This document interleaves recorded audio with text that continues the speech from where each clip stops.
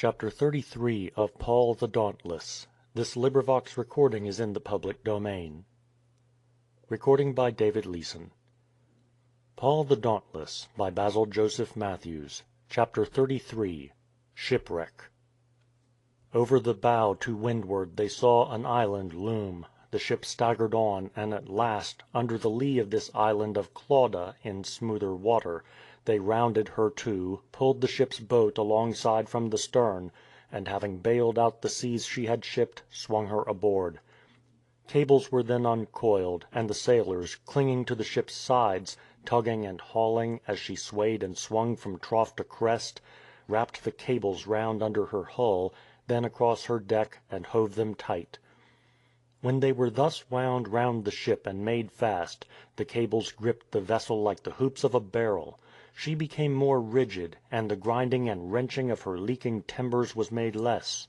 Still the strain was terrible, largely through the pull of the mainmast. So the sailors swarmed aloft and fetched down her top gear. Then, with storm sails set, she swung again into the path of the gale, with her two paddle rudders holding her to the starboard tack, by which alone she could escape the dreaded Syrtis quicksands.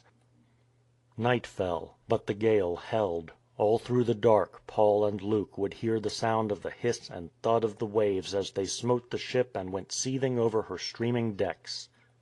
Did they think of that storm in the Lake of Galilee of which Luke wrote? They would surely think of the Lord who ruled that storm. The hum of the wind in the rigging had risen to a long wail, as though the ship moaned in her agony. The waves hung over her like mountains, and then, diving with a mad swoop under her bow, lifted her up till her decks sloped at a dizzy angle, and then slung her down the ravine of water into the abyss. Tossed thus, and with the leaking water in the hold menacing them, they were forced to lighten the ship. The sailors hurled overboard all kinds of things in their effort to keep her afloat, but as a second night fell, the buffeted ship still laboured in the tempest. And, when the men on the morning watch strained their eyes as dawn came up, they could see nothing save the wild, tumbling waste of waters. The ship must be lightened still further. Everything loose was overboard already, so her tackling was bound to go. Paul and Luke joined in the work, and it may well be that the mainyard, which was often an immense spar as long as the vessel itself, was thrown overboard by the united efforts of crew and passengers. "We cast out with our own hands the tackling of the ship," writes Luke. Day after dreary day wore on. Morning, noon, and night dragged by, but never did the sky break. They looked anxiously skyward for a glimpse of the sun, or for the gleam of a star, by which they could determine their direction, but the unbroken grey of sea and sky mocked the ship. The sailors noted the ominous heaviness in the roll of the now waterlogged ship. They must have believed that she would founder, for all hope of being saved was taken away. Kneeling on the deck, they prayed to the twin brethren Castor and Pollux, the guardian gods of ships, as the Romans believed. But no help came. Despair fell upon them. Their hearts were as heavy as the leaden sky. Yet the prisoner Paul, with that wonderful dignity of his, now seemed, by his courage and confidence, not the man in chains, but the captain. Sweeping the faces of the crew and the passengers with eyes that never showed a flicker of fear of the tempest, he said, "You should have listened to me, and not have loosed from Crete, to suffer all this harm and loss. Now, I call on you to be of good cheer, for there shall be no loss of any man's life among you, though the ship will go to pieces." The faces of all the people caught the cheerfulness of Paul, yet they could hardly believe it. How should he know? Paul went on in answer to this unspoken question, "This very night a messenger of the God whose I am and whom I serve stood by me and said, 'Do not be afraid, Paul. You must be brought before Caesar, and God has given to you all who are sailing with you. So be of good cheer, for I believe that it will be just as it was told me, but we must be wrecked on a certain island.'" For a fortnight the nightmare of tempest had held them. Now the 14th night had fallen. The gale was driving them across the sea south of the Adriatic. Suddenly there was a stir among the sailors. The quick ear of one and then of another caught a sound. Terror and hope were on them together. for they had heard the far-off boom of the breakers on a rocky headland. It was land, land for which they had hoped through all those days and nights, but land that might mean awful death in the dark on the jagged teeth of a cruel coast. The Sound was now within a quarter of a mile of them, and the white rim of foam may have been seen even in the night over the lee bow. Ahead over the starboard bow lay an opening in the coast. A man in the bows swung out the lead and sounded the depth. 20 fathoms! he called. The ship sailed on, and the sound of the breakers drew nearer. Preparations were made on board.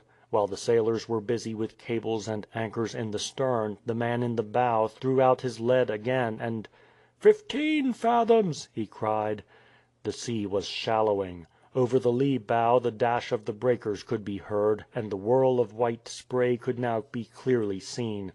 The order came, and with it 4 anchors slid from the stern. Their cables ran through the rudder ports, while the rudder paddles were lifted and lashed out of the way of the waves.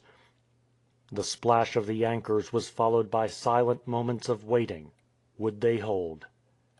The ship slowed, tugged at the cables, and stopped. They had lighted on a perfect ground where anchors never start. But the galloping breakers still came in from the northeast and swept and broke upon the ship's stern, while the leaking waters logged her hold. The anchors would not give, but the vessel would certainly break to pieces before long. There was a movement among the seamen. The boat was loosed and swung over the side and let down.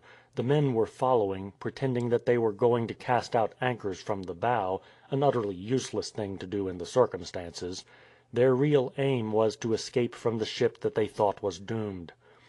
Paul saw the maneuver. Going to the centurion he said, "Unless these men stay in the ship you cannot be saved."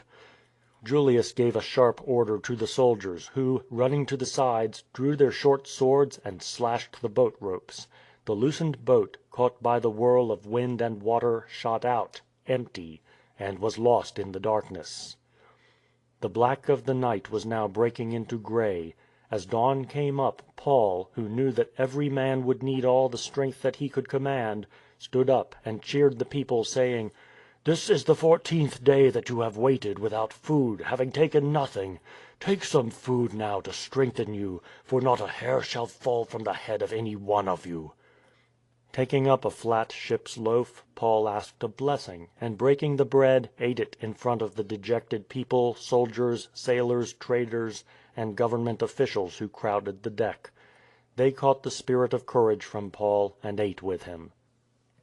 The plan which had been formed was that when full daylight came they should look round the coast off which they were anchored, and choose a good place for running the vessel ashore. As every inch of distance from the beach would add to the danger of landing in the stormy sea, the ship must be made as light as possible, so that she would go all the nearer to the shore before grounding. They set to work and hauled from the hold sack after sack of wheat, tumbling them one after the other into the sea.